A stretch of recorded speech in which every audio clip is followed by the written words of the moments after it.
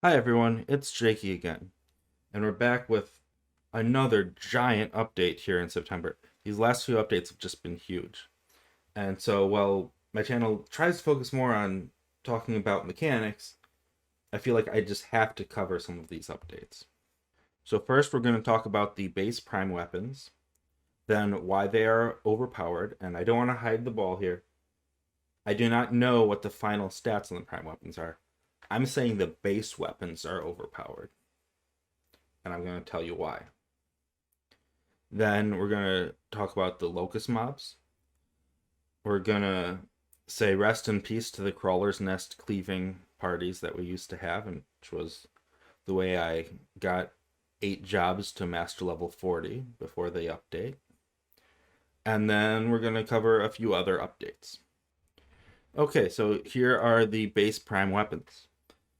Uh, you simply need to finish the most recent Voracious Resurgence missions and then pay 10k galley and wait one game day, of course. They always have to have the game day wait. And they will give you any prime weapon you want. And you can collect them all if you want.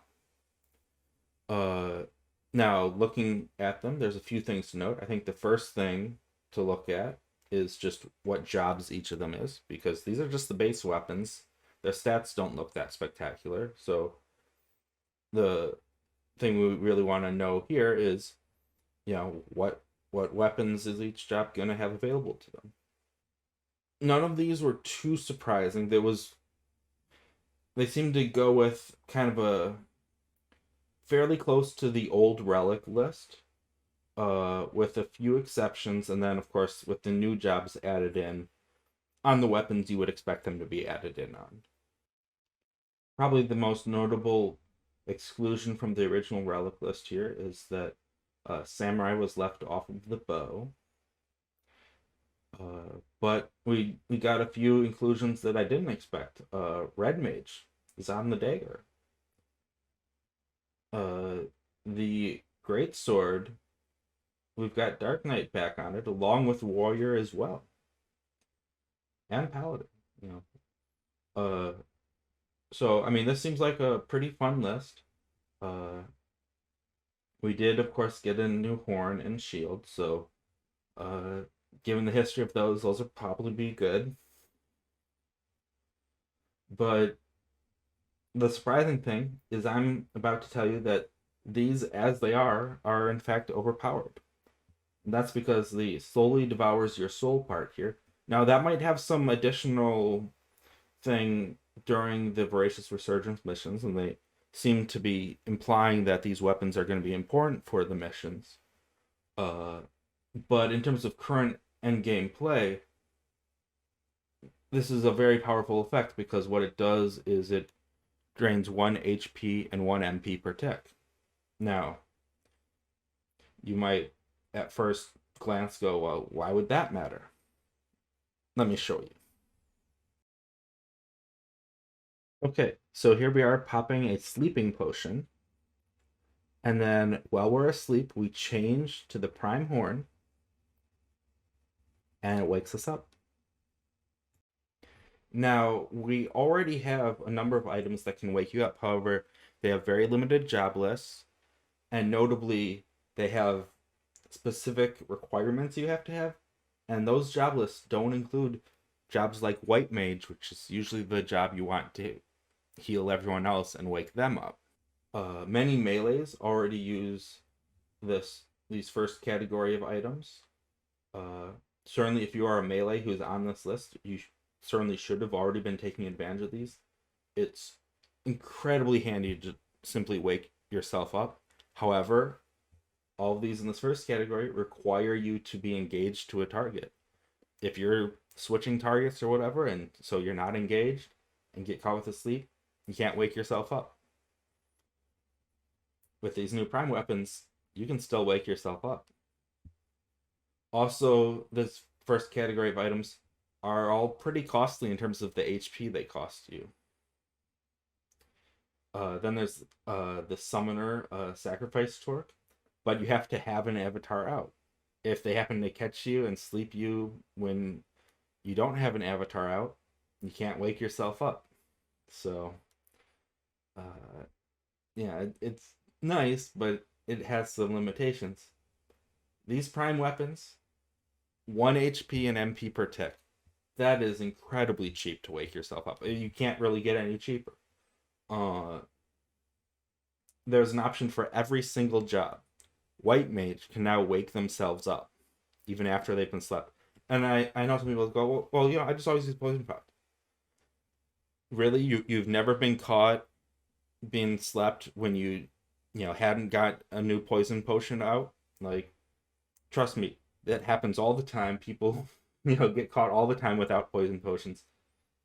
These prime weapons are huge, and especially for jobs that don't care about losing TP or aftermath, which unfortunately that is the main real cost here, and why a lot of melee DDs maybe won't use this as much, especially because jobs like White Mage, which won't care about losing their TP, can use this. So it's like, why would I lose my TP when I can just have the White Mage lose theirs and have them wake everyone?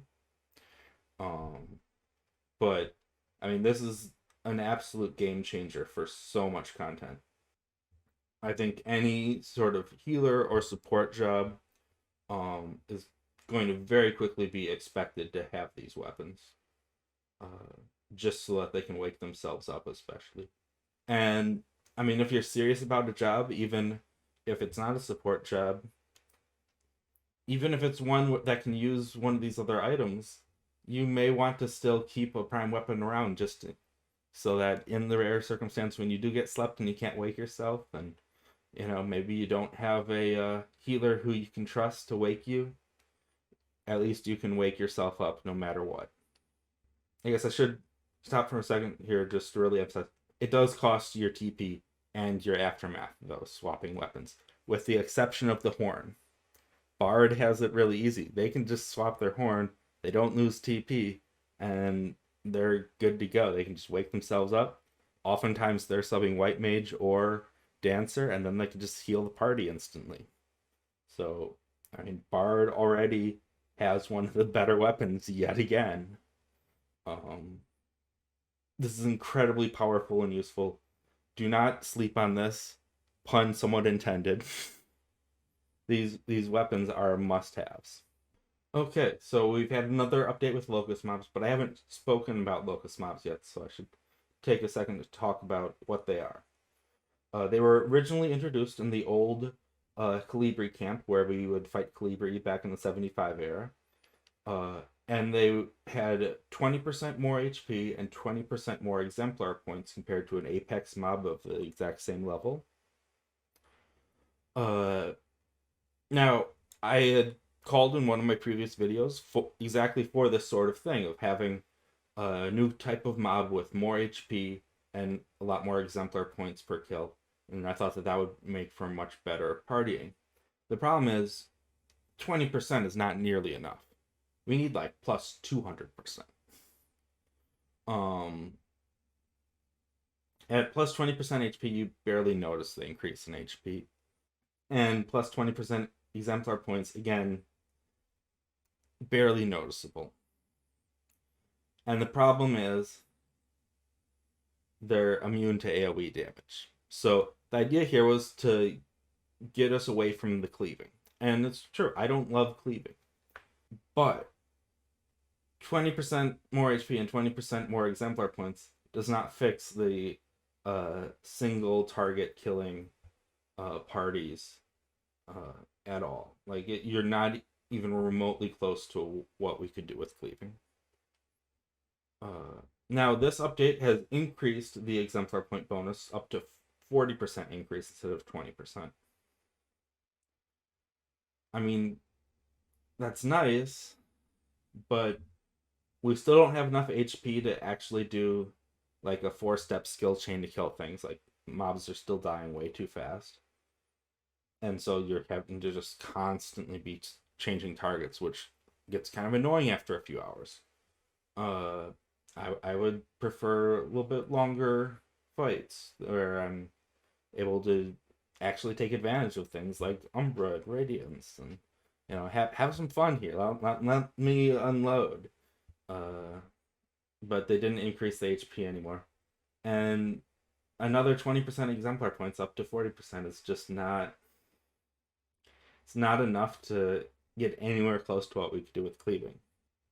They also added a new area for locust mobs, a large region of King Rampier's tomb. Mostly bats, however, which I will note. First they did Calibri, now they give us bats. These are both piercing weak mobs. Now, I guess there's like one small area where there's maybe enough skellies near each other to do a blunt party, but would really like to see a bit more options for different damage types.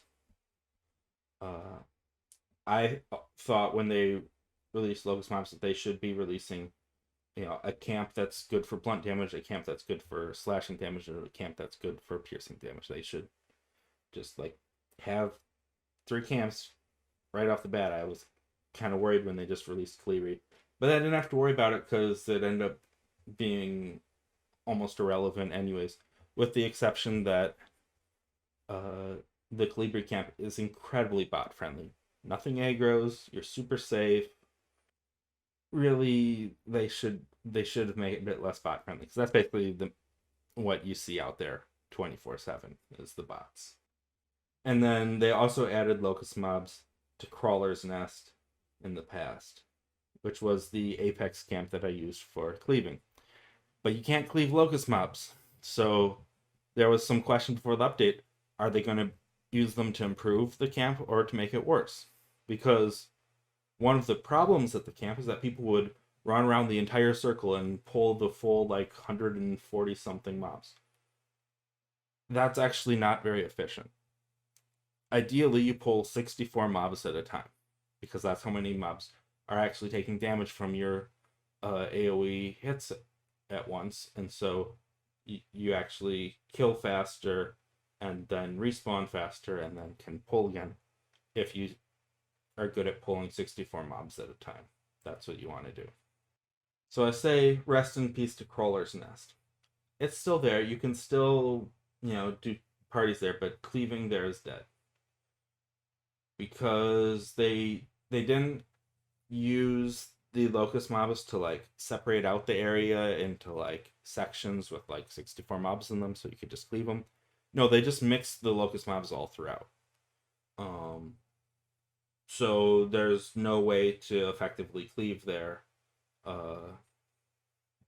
really at all. I mean, maybe if you set up a whole bunch of people to deal with all the locust mobs for you and then you run around and just get the apex mob. That seems a bit much to try to get going, but who knows. Still though, I mean, when you consider that I could cleave the 64 mobs with just a paladin and that's it. I didn't need any extra support. And I could cleave them down 64 at a time very quickly. Now you're looking at doing some crazy amount of support to try and somehow make a cleave work there. I just don't think it's practical, and I don't think it's practical to get to master level 40 now, outside of botting. At least if you're looking at Crawler's Nest, there are some other places where we could try to make cleaving work, but they all come with significant downsides. But I mean, if we don't have Crawler's Nest anymore, that's what we got to look at. So do we go to Doe Gates and screw over all the low levels who are just trying out their first Apex camp? Maybe. Do we go to the Promi zones and then have to deal with them when they're in the wrong element? Well, I mean, there are ways to deal with that, but again, I could in Crawler's Nest. I was good with just one paladin could just do all the cleaving. Everyone else could just sit there. Now it's okay, well, everyone else has to figure out how to deal with those wrong element mobs, or we're getting even less XP per kill by going to Doe Gates and screwing over a bunch of low levels. Yeah, I mean, Going past Master Level 30 is going to be a lot more painful than it used to be. Okay, and other updates.